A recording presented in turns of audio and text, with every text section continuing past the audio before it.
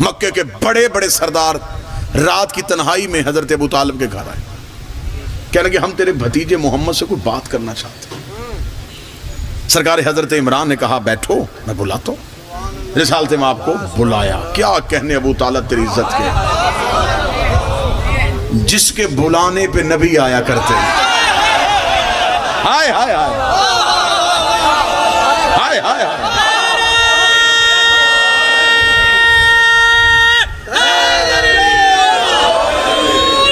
حضرت ابو طالب کو بلایا۔ میں بڑی جلدی آپ کی سوچوں سے کم وقت میں موضوع سے متصل ہونے لگا۔ حضرت ابو طالب نے کہا بیٹھو میں بلاتا ہوں۔ رسالت امام آ گئے، حضرت ابو طالب قریب کھڑے۔ مکہ کے سرداروں نے کہا ابو طالب ہم تمہارے سامنے بات نہیں کرنا چاہتے، تھوڑی دیر کے لیے آپ ذرا کمرے سے باہر جائیں۔ حضرت ابو طالب کمرے سے باہر گیا، دروازہ بند ہوا۔ عبداللہ کا لال سید الانبیاء ان کافروں کے درمیان بیٹھے۔ سرداروں نے کہا کہ دیکھ ہم تیرے خاندان کی عزت بھی کرتے ہیں، انہیں سردار بھی سمجھتے ہیں، یہ جو تو نے نعرہ بلند کیا ہے نا کہ اللہ ایک ہے، ہمیں تیرا اللہ ایک ماننے پہ کوئی انکار نہیں، مان لیں گے۔ جہاں ہم اتنے بتوں کو مان رہے ہیں وہاں ایک اور مان لیں گے، لیکن ایک شرط ہے، اپنا ایک منوا ہمارے برے نہ کہے۔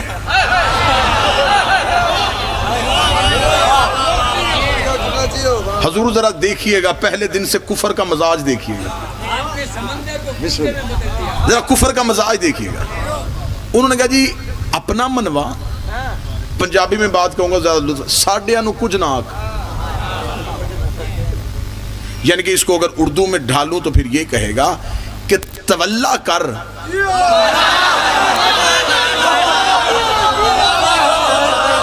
تبرہ نہ کر۔ یہ جو لا کہہ رہا ہے نا، تو لا یہ ہٹا دے، نہیں والا بات یہ ہٹا دے، تیرے خدا کو مان لیں گے، کچھ نہیں ہوتا، جہاں اتنے خدا ماننے تیرا بھی ایک مان لیں۔ یہ جو ہم نے بنائے ہیں نا آخر اسے ہمارے باپ دادا پوچھتے رہے ہیں۔ اچھا کافروں کا یہ بھی مزاج ہے کہ یہ کہہ کے بھی حق سے انکار کر دیتے، اب باپ دادے کو چھوڑ دے۔ چلو دو چار بندے جو پہنچ گئے میں ان کا شکریہ ادا کروں، میں کوشش کر رہا ہوں کہ پوری گفتگو کنائے میں ہو جائے۔ آج بھی کسی بندے سے کہہ دینا حق یہ ہے، وہ تو ٹھیک ہے لیکن باپ دادے کو چھوڑ دیں، ہمارا باپ دادا غلط تھا، تو باپ دادا تو ٹچ فون یوز نہیں کرتا تھا،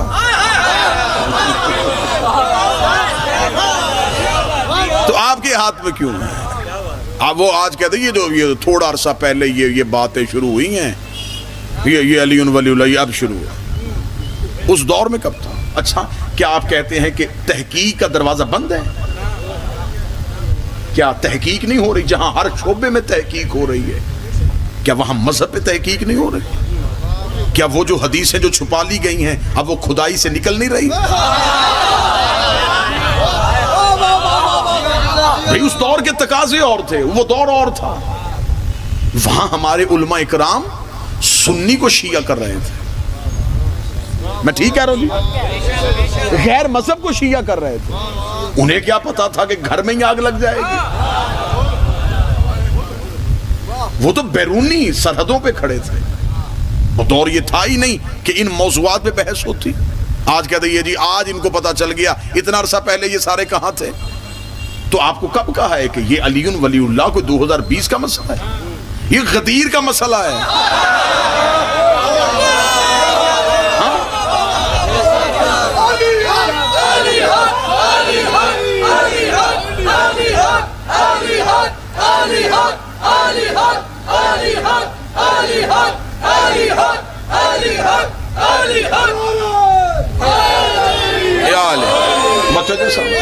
کوشش کرو کہ بڑی محبت سے پیغام پہنچ جائے، انتہائی بڑا شوگر کوٹڈ گولیاں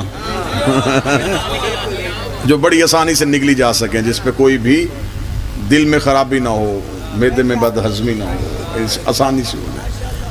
انہوں نے کہا کہ تو بات یاد ہے، ہمارے خداؤں کو برا نہ کہیں، اپنا منوا لیں۔ رسول نے کہا نہیں ایسا نہیں ہو سکتا، حق منوانے کے لیے انکار پہلے کرنا پڑتا ہے، پہلے جھوٹوں سے نفرت کرنی پڑتی ہے، پھر سچوں سے پیار کرنا پڑتا ہے۔ اب میں پورا منظر آپ کے سامنے پڑھنے لگا. اچھا انہوں نے کہا چل ٹھیک ہے. اچھا عبداللہ کا بیٹا ابو طالب کا بھتیجا یہ بتا, یہ جو تو اپنا دین منوا رہا ہے اس میں تیرا مطمع نظر کیا ہے؟ کہیں تو عرب میں حکومت تو نہیں چاہتا؟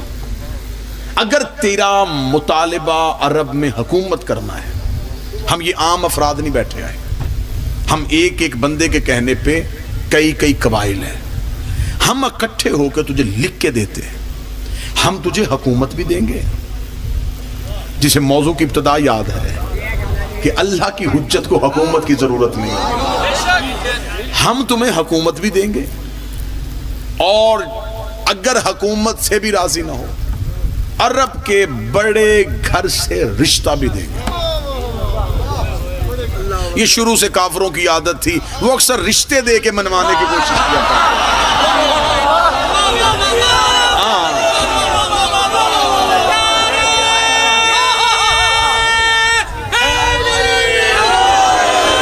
یہ مزاج تھا, یہ کفر کا مزاج تھا. وہ لالچ ایسے لالچ دیا کرتے تھے, ایسا ہی لالچ انہوں نے دیا. ان کا رشتہ بھی دیتے ہیں, عرب کی حکومت بھی دیتے ہیں. جواب سلیبس کی کتابوں میں لکھا ہے, تب ہم مصر کتاب کا حوالہ نہیں دینے لگا, سلیبس کی کتابوں میں لکھا ہے. رسالت میں آپ مسکرائے, فرمایا دائیں ہاتھ پہ سورج رکھو, بائیں ہاتھ پہ چاند رکھو, میں پھر بھی تمہارے گھروں سے زیادہ ابو طالب کے گھر کو ترجیح دوں گا. تمہارے بڑے بڑے گھروں میں کفر رہتا ہے, اس کے چھوٹے سے گھر میں کل ایمان رہتا ہے. میں تمہارے لالچ کو نہیں مانوں.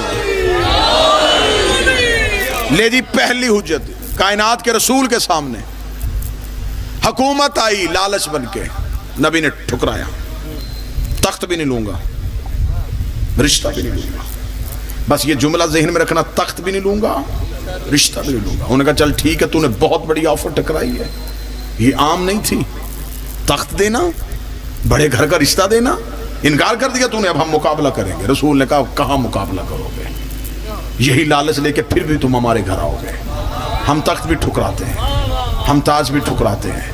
زیادہ سے زیادہ 1 منٹ ہوگا اور آپ کو نتیجہ سامنے جزیرہ نظر آنا شروع ہو جائے گا کہ وہ سامنے نتیجے پہ ہم پہنچ گئے ہیں. پھر میں تخت بھی ٹھکرایا, رشتہ بھی ٹھکرایا. تخت بھی نہیں لوں گا, رشتہ بھی نہیں لوں گا. یہی حکومت علی کے سامنے آ گئی. امیر المومنین نے فرمایا اٹھاؤ اپنی زخمی اونٹنی کو, تمہاری یہ حکومت میرے نزدیک بکری کے ناک سے بہتے ہوئے پانی سے بھی کم ہے. یہ حکومت سج دج کے دلہن بن کے حسن کے سامنے آ گئی. حسن نے چہرہ پھیر کے کہا جسے باپ طلاق دے دے وہ بیٹوں پہ حرام ہو جاتی ہے. یہ حکومت دھمکی بن کے حسین کے سامنے آ گئی. حسین نے کربلا میں چیر کے بتا دیا کہ حکومت کو ہم کچھ نہیں سمجھتے. یہی حکومت سجاد کے سامنے آ گئی. سجاد نے زنجیروں میں باندھ کے شام کی گلیوں میں رول کے رکھ دیا. یہی حکومت باقر کے سامنے آ گئی. باقر نے اپنے حلم کے ساتھ اس کے سینے کو چیر کے رکھ دیا. یہی حکومت صادق کے سامنے آ گئی. سچے خطبوں سے جھوٹے چہرے واضح کر کے دکھا دیے. یہی حکومت قاسم کے سامنے آ گئی. اپنی عطا کے ساتھ اس کے پرخچے اڑا دیے. پھر رضا کا دور آیا, رضا کے قدموں پہ گر کے تخت بھی لے لے, رشتہ بھی لے لے.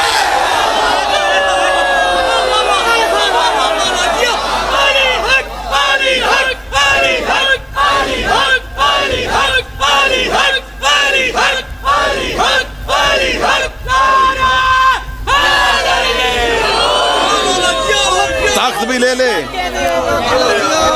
رشتہ بھی لے لے. جو لالچ رسول کے سامنے آیا تھا.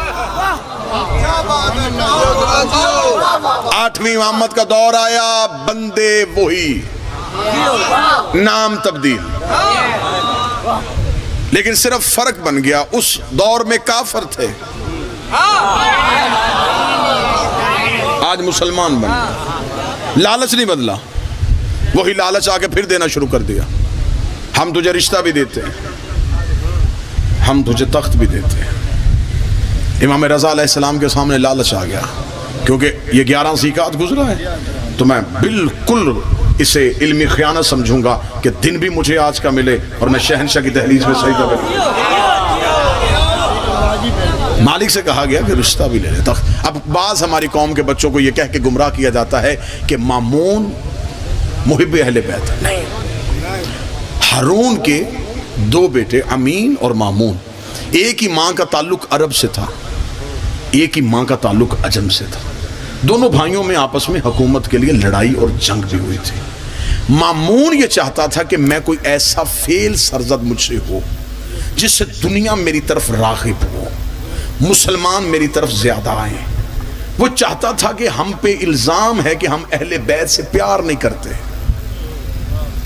میرے باپ پہ سب سے بڑا الزام یہ رہا کہ اس نے نبی کے بیٹے کو ایک طویل عرصہ قید میں رکھا، لہٰذا میں اس الزام کو دھوں، میں امام کو ولی عہدی دوں، رشتہ دوں، تاکہ امام کے ساتھ تعلق پیدا کر کے اپنے سیاسی مقاصد حاصل کر سکوں. یہ محبت کی علامت نہیں تھی، سیاسی مقاصد حاصل کرنے کے لیے یہ سارا کھیل کھیلا گیا. امام رضا علیہ السلام کو پیغام دے دیا امام مدینہ سے نکل پڑے. اگر میں سفر پڑھوں گا تو میرا خیال ہے مجھے 1 گھنٹہ چاہیے صرف نیشا پور پہنچنے کے لیے، کہ مدینہ سے امام نکل کے جب نیشا پور تک آتے ہیں تو کون کون سے واقعات رونما ہوتے ہیں. میں بالکل قریب سے آ کے یہیں پہ آپ کو نتیجہ دینے لگا. امام پہنچ جاتے ہیں. جب امام پہنچتے ہیں تو امام کو ایک تخت پہ، ایک مسند پہ بٹھایا جاتا ہے. مامون نے ایک بہت عالی شان دعوت کا بندوبست کیا، لوگوں کا رش ہے، دربار بھرا ہوا ہے. مامون نے کہا کہ ہم آپ کی بیعت کروانا چاہتے ہیں. امام تخت پہ بیٹھ کے مسکرائے، مسکرا کے فرمایا چلو بیعت کا سلسلہ شروع کرو. مامون نے لوگوں کو لائن میں قطار میں کھڑا کر دیا کہ اب تم نے باری باری جانا ہے اور امام کے ہاتھ پہ بیعت کرنی ہے. امام تخت پہ اپنی کرسی پہ بیٹھے ہوئے ہیں. تھوڑی دیر کے بعد مامون نے کہا کہ مالک لوگ بیعت کرنے کے لیے تیار ہیں، فرزند رسول آپ بیعت کروا کیوں نہیں رہے؟ امام نے کہا کیسے بیعت کروانی ہے؟ اس نے کہا آپ ہاتھ بڑھائیں تاکہ یہ آپ کے ہاتھ پہ بیعت کریں. امام نے مامون کا چہرہ دیکھا، تجھے نہیں پتا حجت کسی کی آگے یوں نہیں کرتی.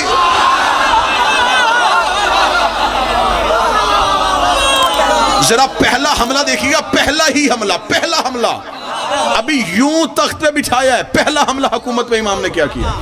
ذرا امام کی جنگ کرنے کا انداز دیکھنا. امام نے فرمایا یہ بیعت کب سے شروع ہوئی ہے؟ اللہ کی حجت تو ایسے بیعت نہیں کرواتی، خدا کی بیعت تو ایسے ہوتی ہے. اگر میں ایسے بیعت کروں گا تو لوگ آ کے میرے ہاتھ پہ ہاتھ رکھیں گے تو حجت کا ہاتھ تو نیچے آ جائے گا. مامون نے اب اپنی سب کی محسوس ہوتے ہوئے، شرمندگی محسوس ہوتے ہوئے فوراً دیکھ کے کہنے لگا آپ تو فرزند رسول، آپ نے فوراً پہلا ہی ایب نکال دیا. یہ کیسے ہو سکتا ہے؟ بیعت ہی کرنی ہے نا، ایسے کر لیں یا ایسے کر لیں. امام نے کہا تو قرآن کی حدود کو توڑ رہا ہے. اس نے کہا کہاں قرآن کی آیت میں لکھا ہے کہ بیعت ایسے ہوتی ہے؟ امام نے فرمایا اللہ نے قرآن میں نہیں کہا ید اللہ فوق بایدیہم، اللہ کا ہاتھ بندوں کے ہاتھ کے اوپر ہوتا ہے.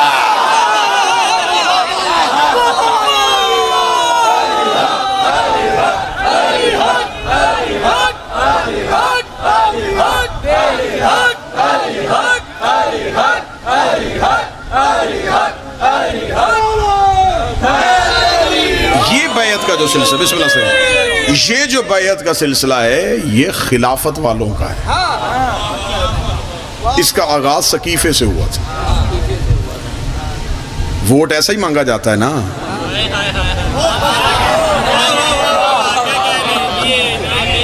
حلف ایسے دیا جاتا ہے. مانگنے اور دینے کے فرق کو خلافت اور امامت کہتے ہیں. سمجھے نہیں آپ بات کو، سروں سے گزار دیا آپ نے بات. ایسے مانگا جاتا ہے، ایسے دیا جاتا ہے. یہ سقیفہ کا طریقہ ہے، یہ غدیر کا طریقہ ہے. نبی نے علی کی خلافت کا اعلان ایسے نہیں کیا تھا، علی کی امامت کا اعلان ایسے کیا تھا. ملتان میں آج تک جملہ ضائع نہ ہوا میرے لفظ کا قتل نہ کرنا. سقیفہ میں خلافت والے بیعت ایسے کرواتے رہے، غدیر میں امامت والے بیعت ایسے کرواتے رہے. اب ہم تجھے بتائیں کہ ہم علم پہ ہاتھ کیوں لگاتے ہیں؟ تاکہ گلی سے منکر بھی گزرے اسے پتہ چل جائے.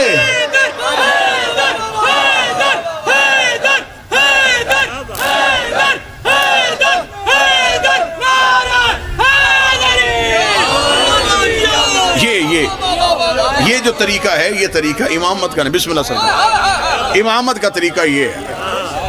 حجت ایسے بیعت کرواتی ہے، ایسے نہیں کرواتی. اس لیے تو علم پہ ہاتھ ہے. غازی آج بھی 12ویں کی بیعت لے رہا ہے.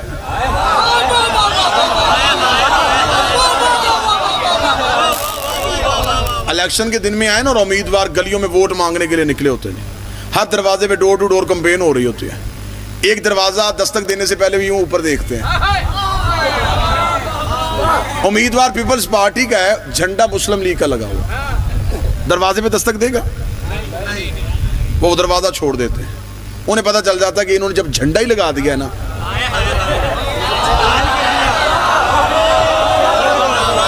اب انہوں نے کھل کے اعلان کر دیا ہے, اب ان کو ہم لالچ بھی دینا, انہوں نے نہیں بکنا. ہم کہیں بھی نا کہ ہم سڑک بنا دیں گے, سولنگ لگا دیں گے, آپ کا بچہ سرکاری ملازم کروا دیں گے, انہوں نے نہیں ماننا. اب یہ جھنڈا لگا چکے ہیں, اب یہ اعلان کر چکے ہیں, اس لیے ہم بھی چھت پہ غازی کا علم لگا لیتے ہیں کہ منکر چپ کر کے گلی بدل جائے کہ یہ سقیفے والا گھر نہیں, یہ غدیر والا گھر.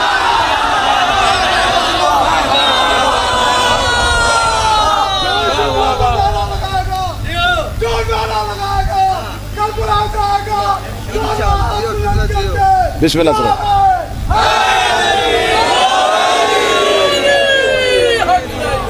دشمن رکتا ہی نہیں دروازے. اب تو تھوڑے سلسلے تبدیل ہو گئے. ایک دور میں تھوڑے عرصہ پہلے بڑا سلسلہ چلتا تھا, ہر دروازے پہ دستک ہونی. چند مولانا ہوتے تھے,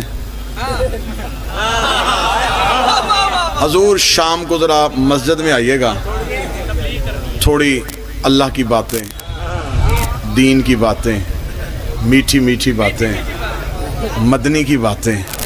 بادشاہ حسین کی قسم ہے, میں نے وہ ٹولہ بھی علم والے گھر کے دروازے پہ دستک دیتے نہیں دیکھا.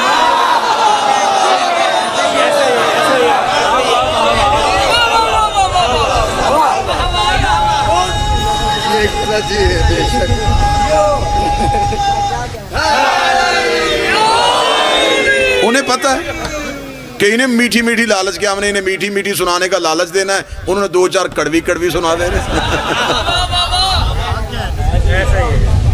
امام نے فرمایا بیعت ایسے نہیں ہوگی, بیعت ایسے. لوگوں نے مامون کا چہرہ دیکھا, انہوں نے کہا ہم نے تو بیعت ایسے کی تھی. امام نے فرمایا تم نے آج تک حجت کی ہاتھ میں بیعت کی نہیں. اور آپ یقین کیجئے گا کہ دین بڑی آسانی کا نام نہیں ہے. ہلکی ہلکی پیچیدگیاں حجت نے رکھی ہوتی ہیں تاکہ لوگ پہچانے جائیں. جب امام نے بیعت کروانی شروع کی تو ایسے ہاتھ تھا نا, تو اب آئے لوگ ہاتھ پہ ہاتھ رکھ کے بیعت کر رہے ہیں. تھوڑی دیر بعد ایک عربی شخص آیا, اس نے چھوٹی انگلی سے بیعت شروع کر کے انگوٹھے پہ ختم کی. امام نے کہا پہلی بیعت اب ہوئی ہے.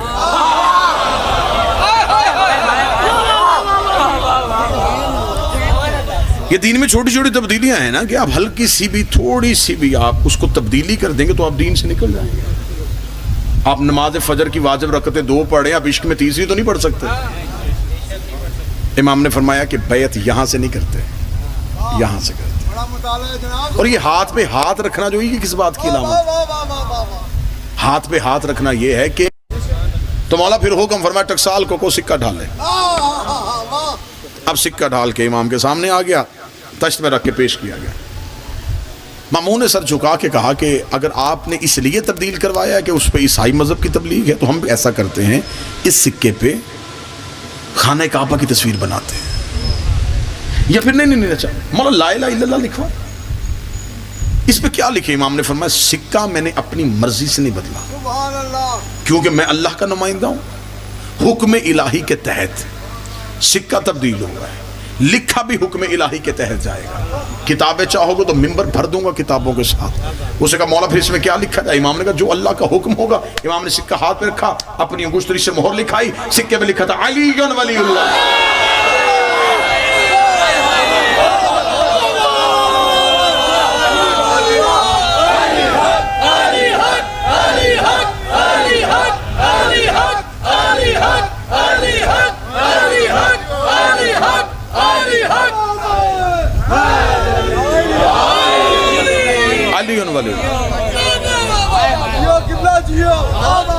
امام نے کہا سکہ علی ولی اللہ کا, سکہ چلے گئی علی ولی اللہ کا. اہل زبان جہاں جہاں بیٹھے ہیں, مجھے اگلے جملے سے اندازہ ہو جائے گا یہ وہ سکہ ہے جس کے آگے کسی کا بھی سکہ نہیں چلتا.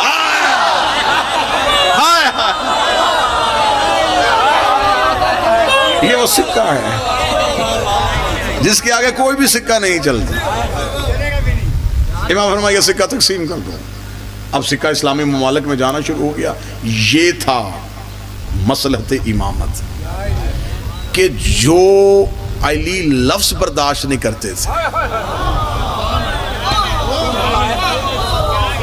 علی ولی اللہ کا سکہ مجبوراً خریدنا پڑ گیا، تجارتی سے ہونی۔ اب بہترین پھر اہل زبان کے لیے جملہ کہنے لگا ہوں، پھر اہل زبان کے لیے، کیونکہ یہ اردو لطافتوں کو بڑا سمجھتے ہیں اور بڑی جلدی سمجھ آئیں گے۔ پھر کیا مصلحت امامت تھی کہ جب دشمن کے ہاتھ میں وہ سکہ آیا تو دل میں بغض علی، جیب میں ولایت۔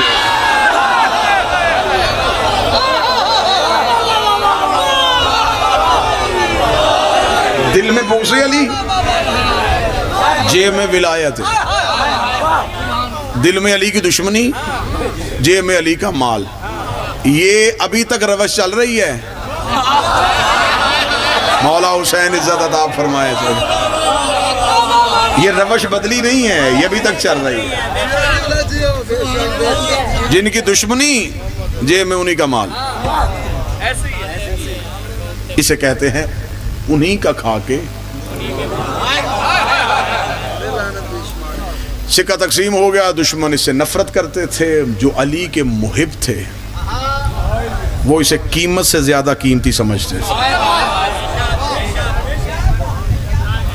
وہ سکہ لیتے، چومتے، آنکھوں سے لگاتے، کیا کہنے بادشاہ تھے۔ ہمارے مالک کا نام چل رہا ہے، ہمارے بادشاہ کا نام چل رہا ہے۔ سکہ، انہیں خبر تھی کہ مامون اس کو برداشت نہیں کرے گا، یہ سکہ کبھی بھی بند کر دیا جائے گا۔ وہ اسے تبرکن سنبھال کے رکھتے تھے۔ جب سفر میں جاتے تھے اسے کپڑے پہ باندھ کے بازو پہ باندھتے تھے۔ کوئی پوچھتا یہ کیا ہے، کہتے یہ ہمارا امام زامن ہے۔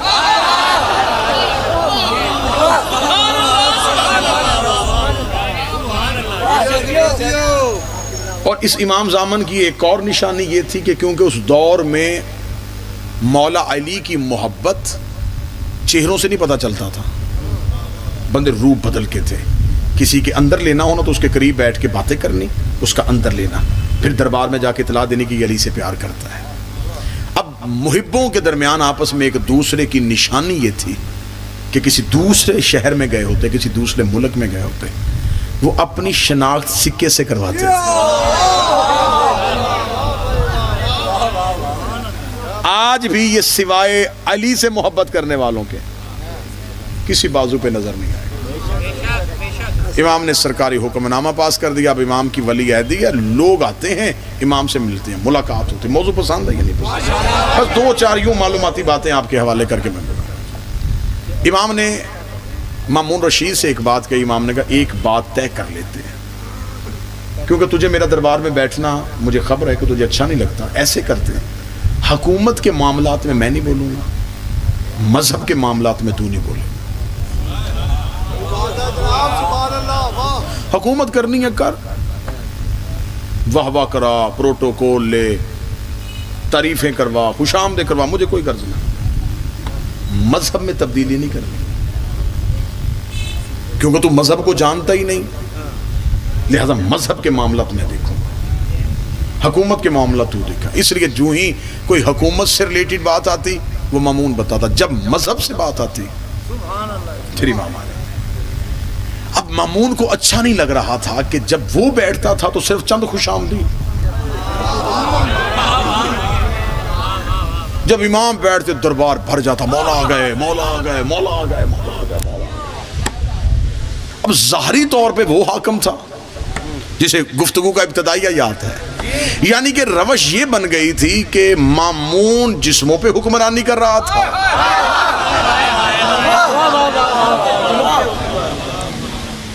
بالکل۔ کس رستے میں اقبال شاہ جی کہاں تک پہنچے ہیں جی؟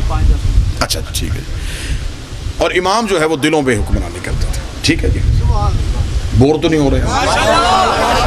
اب امام نے ایک دن یوں ہی ایسے تخت لگا ہوا ہے، مامون بیٹھا ہوا ہے اور امام کی کرسی لگی ہوئی ہے، چند لوگ آ گئے، انہوں نے کہا مامون رشید اکٹھے ہو کے اس لیے آئے ہیں کہ گرمی بڑی ہے، قحط پڑ گیا، بارش نہیں ہو رہی، تو کچھ کر سکتا ہے؟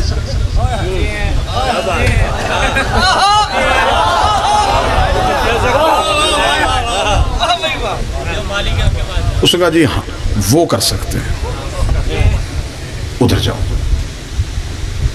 کیونکہ میں اللہ کے کاموں میں ٹانگ نہیں اڑاتا۔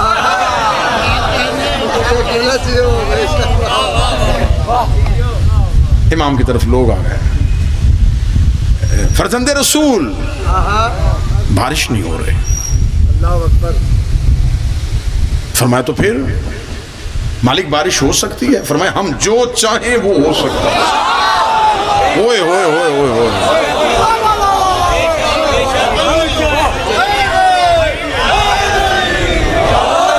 تیرے مشہد کے ذرے ذرے اٹھا کے چوموں میرا شہر، ہم جو چاہیں وہ ہو سکتا ہے۔ یہ لفظ امام نے 3 بار تکرار کیا، ہم جو چاہیں۔ پھر تھوڑی دیر بعد امام فرمائے ہم جو چاہیں۔ یہ جملہ معمول کو کھا رہا تھا کہ میرے پاس آئے، میں نے کہا جی میں کچھ بھی نہیں کر سکتا، یہ شکست میں کچھ بھی نہیں کر سکتا۔ امام کہہ رہے کہ صرف یہ نہیں کہ بارش، ہم جو چاہیں وہ کر سکتے ہیں۔ انہوں نے کہا پھر بارش، امام نے کہا ایسے بارش نہیں، کل کا انتظار کرو، میدان سجاؤ، لوگوں کو اکٹھا کرو۔ کل کا دن آیا، لوگ میدان میں رش، آج امام آ رہے ہیں، آج امام کے حکم پہ بارش ہوگی۔ لوگ بیٹھے ہیں اور انتظار ہے کہ امام آئے۔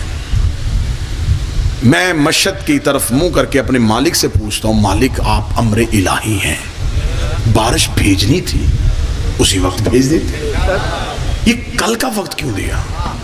جملہ ضائع نہ کرنا۔ امام نے فرمایا میں نے ایک دن اسے اس لیے روکا ہے تاکہ انہیں پتہ چل جائے کہ حجت کا انتظار بھی عبادت ہوتی ہے۔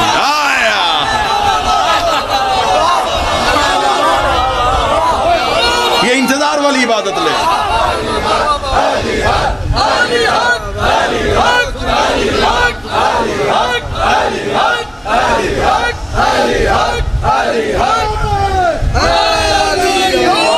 مخلوق بے بس ہو جائے، مخلوق کا کوئی بس ہی نہ چلے، پھر انہیں خبر ہو کہ کسی کا انتظار کرے۔ مخلوق بے بس ہو چکے تھے، امام کا انتظار ہو رہا۔ تھوڑی دیر بعد امام اپنے صحن مبارک سے باہر آئے، گرمی کے مارے ہوئے، قحط کے مارے ہوئے لوگوں کی نظریں امامت کی طرف گئیں۔ ٹھنڈا جھونکا امام کے چہرہ مبارک کی طرف سے آیا۔ کیسا جھونکا تھا؟ ابھی آپ کو دلوں میں سرور محسوس ہونا شروع ہے۔ سر پہ رسول والا امام، دوش پہ ابو طالب والی عوام، ذوالفقار حیدری کو حمائل کیا ہوا، حسن حسن کو چہرے پہ سجایا ہوا، حسین کی کریمی کو آنکھوں میں لیے ہوئے، سجاد کے سجدے کا نشان ماتھے پہ لیے ہوئے، باقر کا حلم سینے پہ چھپائے ہوئے، جعفر کی صداقت زبان پہ لیے ہوئے، کاظم کی عطا ہاتھوں پہ لیے ہوئے، توحید کے تیور چہرے پہ سجائے ہوئے۔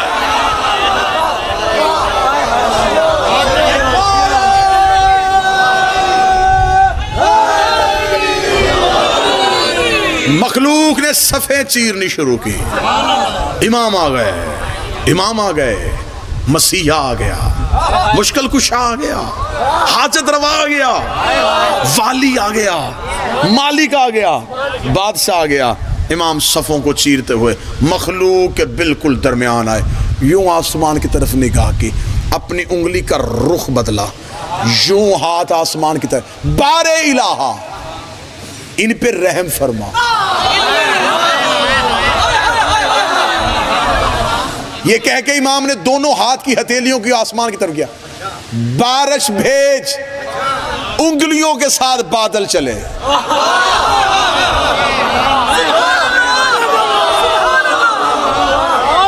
امام کے ہاتھ یوں آ کے رک گئے، بارش ہونی شروع ہو گئی، اتنی تیز بارش ہوئی، فوراً زمین جل تھل ہو گئی، پانی نہروں کی طرح بہنا شروع ہو گیا. امام نے انہی ہاتھوں کو دوبارہ پھر ایسے کیا, اتنی بھیج جو رحمت ہو.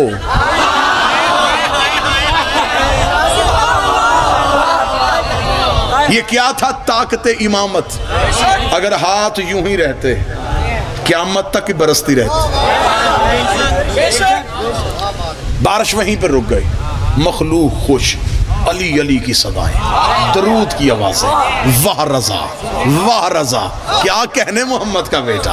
اسے کہتے ہیں امام, اسے کہتے ہیں بادشاہ. یہ ہے حجت, یہ ہے طاقت. گلیوں میں نعرے, گھروں میں آوازیں. مامون سر چکرا کے بیٹھا ہوا, میری حکومت کی تباہی ہو گئی. امام نے معجزہ دکھا کے میری پوری حکومت برباد کر دی. جو ہی امام کے قدم دربار میں آئے, دربار میں قدم کا آنا تھا, مامون سے اور تو کچھ نہیں ہوا. اب اندر کا بغض باہر نکلا, نکل کے کہنے لگا, آپ نے تو کل کہا تھا ہم جو چاہیں وہ کر سکتے ہیں, تو پھر آپ نے میدان میں جا کے اللہ سے دعا کیوں مانگی؟ آپ نے یہ کیوں نہیں کہا کہ میں حکم کر رہا ہوں کہ بارش بھیج؟ فرمایا وہاں ہم نے میدان میں توحید کو منوانا تھا, اللہ کی وحدانیت کو منوانا تھا. تو پھر آپ نے یہ کیوں کہا تھا کہ ہم جو چاہیں وہ کر سکتے ہیں؟ امام نے یوں دربار کی چاروں طرف دیکھا. اب نگاہ پر رحمت نہیں رہی, اب نگاہ میں حیدری تیور آ گیا, اب چہرے پہ علی والا جلال آ گیا. امام کی نگاہ ایک دیوار پہ پڑے ہوئے قلین پہ رک گئے. اس قلین پہ ایک شیر بنا ہوا تھا. امام نے کہا اگر تو کہے تو اسے زندہ کروں. اس نے کہا کریں. امام نے کہا باہر آ.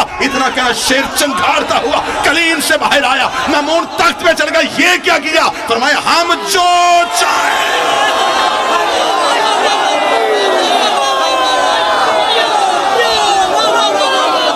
ہم جو چاہیں.